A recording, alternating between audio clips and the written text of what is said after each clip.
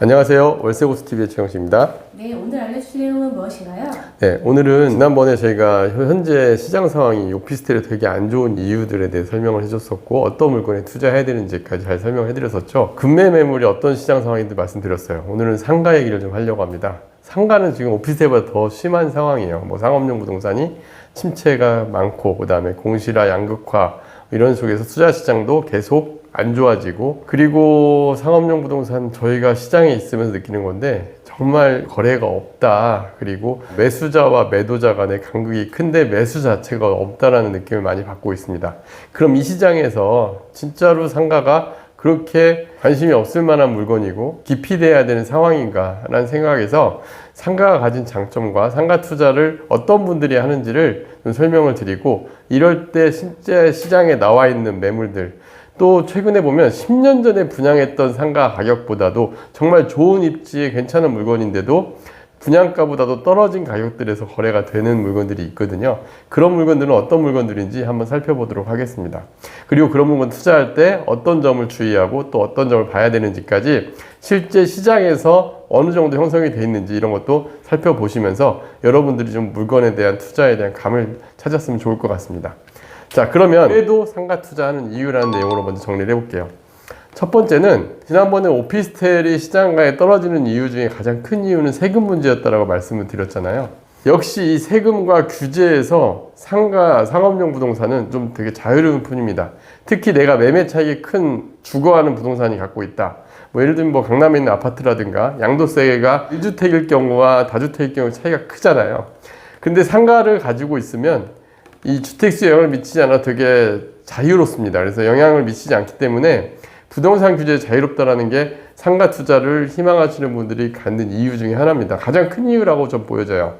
그러니까 내가 뭐 강남권이나 서울권 웬만한 데 주택을 하나 갖고 있다 한다면은 그 나머지 자금으로 투자를 할 때 지금 뭐 주식시장이 워낙 좋다 보니까 주식시장으로 가고, 오피스텔 같은 경우도 보기는 하지만 아무래도 세금적으로 가장 자유로운 거는 상업용 부동산이다 보니까 요걸 첫 번째 이유라고 보고 있고요. 두 번째는 상가를 투자하면 주거용 부동산에서는 임대사업자를 할 때 세입자가 자주 바뀌거나 그리고 좀 관리에서 번거롭다라는 얘기들 하시는 분들이 있습니다. 근데 핵심 지역에 우량 임차인이 확보된 상가 같은 경우는 임차인이 시설 비용도 많이 대고 들어오고 또 권리금도 발생하기 때문에 장기 임대차 계약으로 운영이 가능하고 안정적인 월세 수입이 가능한 경우도 많습니다. 특히 업종에 따라서 학원이나 병원, 미용업처럼 좀 폐업률이 낮은 업종들 같은 경우는 임대 안정성이 굉장히 높은 것도 확인할 수가 있어요. 저도 역시 제가 갖고 있는 상가 중에 미용 관련 업종이 들어와 있는 상가가 있는데 지금 한 5년간 한 번도 임차인이 바뀌지 않고 그대로 임대료도 운영이 되고 있고, 또 만기 때 임대료도 물가 상승률 이상 이렇게 임대료도 인상받은 케이스도 있습니다. 세 번째, 인플레이션 해지가 가능하다. 예를 들면 매출이 안정적인 업종이 들어오고 그 다음에 이 지역이 상권 확장도 가능한 곳으로 잘만 정해진다 한다면은 인플레이션 이상의 임대 수익률을 가져갈 수도 있거든요. 이런 부분도 상가 투자를 하는 분들이 상가 투자하는 이유라고 볼 수 있을 것 같습니다. 자, 그러면 저희가 실제 사례로 10년 전 분양가보다 떨어졌는데 이런 지역의 매물, 예전 같으면 나오지 않았을 매물인데 거래가 안 되는 매물들을 저희가 확인할 수가 있었어요. 예를 들면 저희가 사례로 특히 마곡 지역에 제가 이제 물건들을 좀 많이 확인을 해봤는데, 마곡 지구 같은 경우가 좀 재밌어요. 제가 2014년, 15년도에 상가 분양들이 많이 이루어졌거든요. 제가 사진을 좀 띄워봤는데 이 마곡역 앞에 사진 모습입니다. LG 사이언스파크 들어오기 전에 마곡지구 같은 경우 초기에는 토지 낙찰가, 상업지구, 가장 역세권의 상업지구부터 먼저 이 상가들이 토지들이 입찰을 했었고, 이때는 마곡지구 관심도가 많이 낮았어요. 그때 마곡지구 예전에 기억을 되돌려보면 아파트도 미분양 나고 막 그랬었거든요. 이 당시 토지가 평당 2,500만 원 정도, 상업지역 2013년, 12년부터 14년 사이에 평당 2,500만 원 정도에 낙찰이 됐었습니다.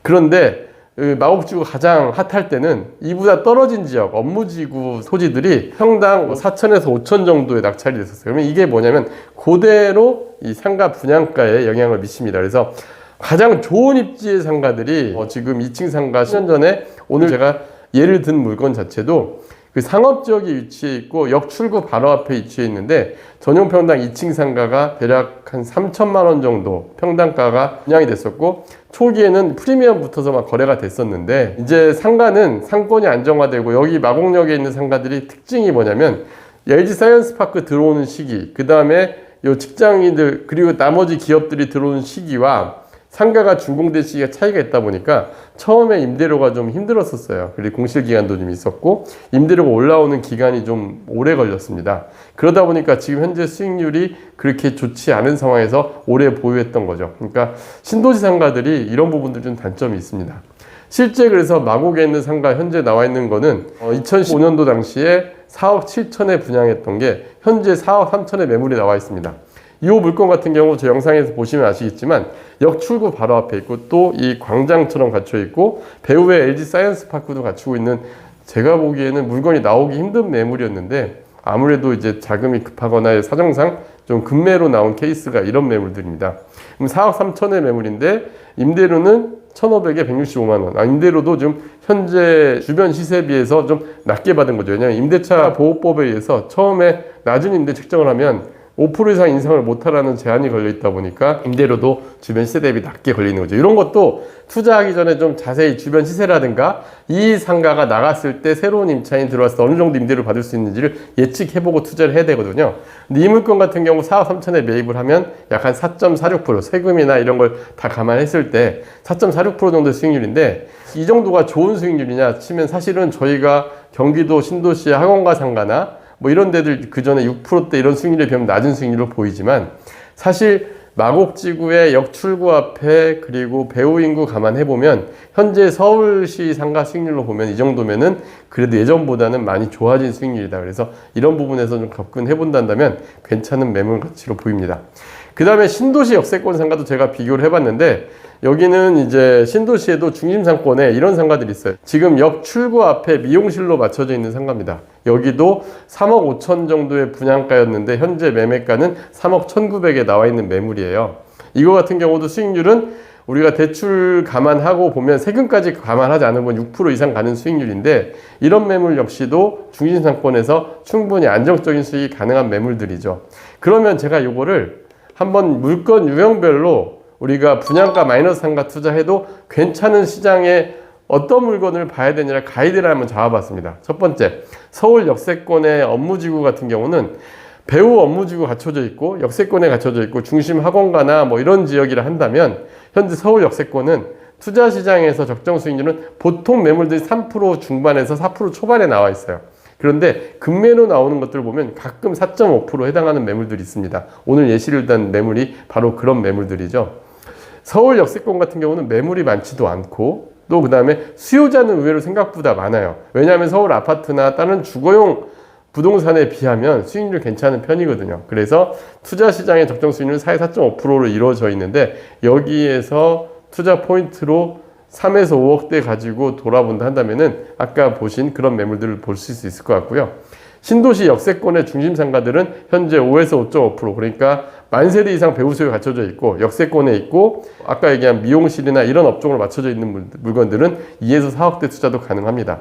그 다음에 이제 고수익을 원하시는 분들은 신도시 학원가 쪽 상가를 보시면 또 한 6% 이상 수익률도 가능할 거예요. 학교 접근성이나 대로노출도 이런 데는 단점은 환급성이 떨어져요. 사람들의 관심도가 떨어질 수밖에 없습니다. 그런데 여기에는 1, 2억대 투자로도 충분히 가능한 매물들을 찾아볼 수가 있어요. 특히 배우 세대가 3,000세대 이상이고 학교 접근성이 좋은 학원가 상권들 같은 경우는 한 수익률 6% 이상 정도로 우리가 고수익을 노린다 한다면 이런 부분들을 보시면 좋을 것 같고요.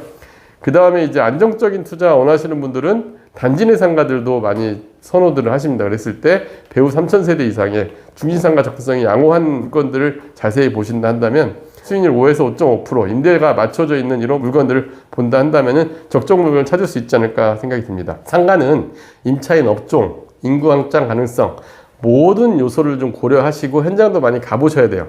그리고 수익률만 무조건 보시면 안 되고 향후에 매각할 때의 황금성 등을 고려해서 투자 물건 선정이 중요한데 이게 저도 역시 제 상가를 가지고 있으면서 1년 이상씩 공시를 둬보기도 했거든요.